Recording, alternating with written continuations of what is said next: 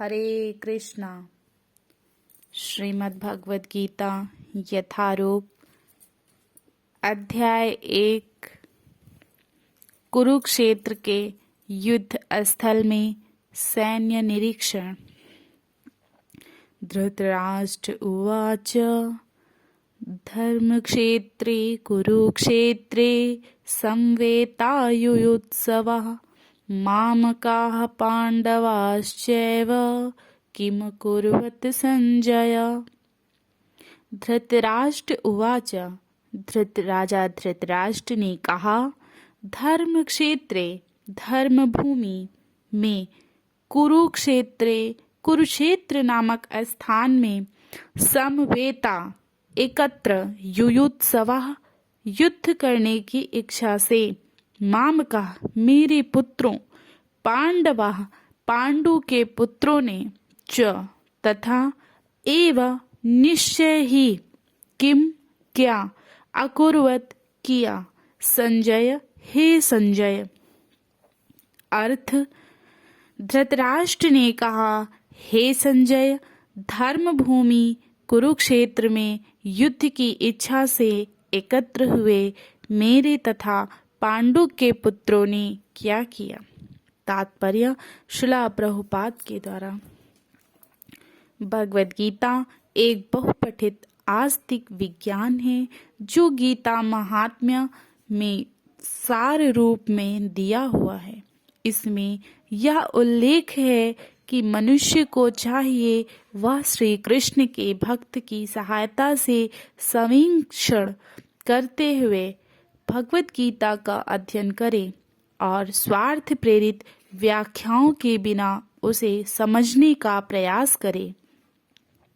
अर्जुन ने जिस प्रकार से साक्षात भगवान श्री कृष्ण से गीता सुनी और उसका उपदेश ग्रहण किया, इस प्रकार की स्पष्ट अनुभूति का उदाहरण भगवद गीता में ही है।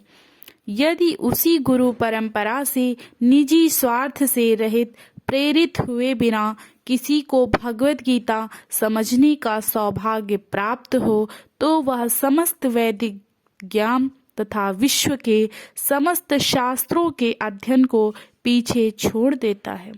पाठक को भगवद गीता में न केवल अन्य शास्त्रों की सारी बातें मिलेंगी अपितु ऐसी बातें भी मिलेंगी जो अन्यत्र कहीं उपलब्ध नहीं है।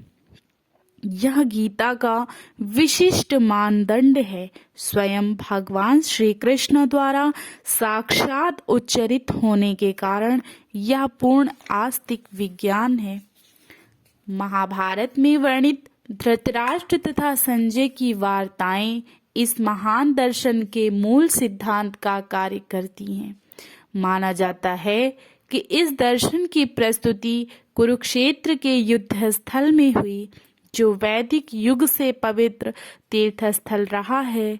इसका प्रवचन श्री भगवान द्वारा मानव जाति के पथ प्रदर्शन हेतु तब किया गया जब वे इस श्लोक में स्वयं उपस्थित थे।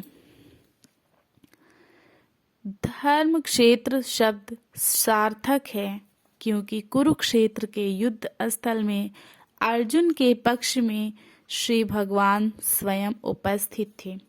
कौरवों का पिता धृतराष्ट्र अपने पुत्रों की विजय की संभावना के विषय में अत्यधिक संदिग्ध था। अतः निसंदेह इसी संदेह के कारण उसने अपने सचिव से पूछा। उन्होंने क्या किया? वह आश्वस्त था कि उसके पुत्र तथा उसके छोटे भाई पांडु के पुत्र कुरुक्षेत्र की युद्ध भूमि में निर्णयात्मक संग्राम के लिए एकत्र हुए हैं। फिर भी उसकी जिज्ञासा सार्थक है।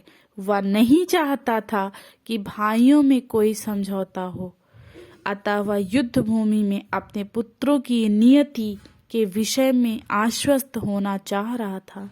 चूंकि इस युद्ध को कुरुक्षेत्र में लड़ा जाना था, जिसका उल्लेख वेदों में स्वर्ग के निवासियों के लिए भी तीर्थ स्थल के रूप में जुड़ा हुआ है, अतः धृतराष्ट्र अत्यंत भयभीत था कि पवित्र स्थल का युद्ध के परिणाम पर न जाने कैसा प्रभाव पड़े। उसे भली भांति ज्ञात था कि इसका प्रभाव अर्जुन तथा पांडु के पुत्रों पर अत्यंत अनुकूल पड़ेगा, क्योंकि स्वभाव से वे सभी पुण्यात्मा थे। संजय श्रील व्यासदेव का शिष्य था, अतः उनकी कृपा से संजय धृतराष्ट्र के कक्ष में बैठे बैठे कुरुक्षेत्र के युद्ध स्थल का दर्शन करा सकता था। इसीलिए धृतराष्ट्र ने उससे युद्ध स्थल की स्थिति के विषय में पूछा। पांडव तथा धृतराष्ट्र के पुत्र दोनों ही एक वंश से संबंधित हैं, किंतु यहाँ पर धृतराष्ट्र के वाक्य से उसके मनोभाव प्रकट होते हैं।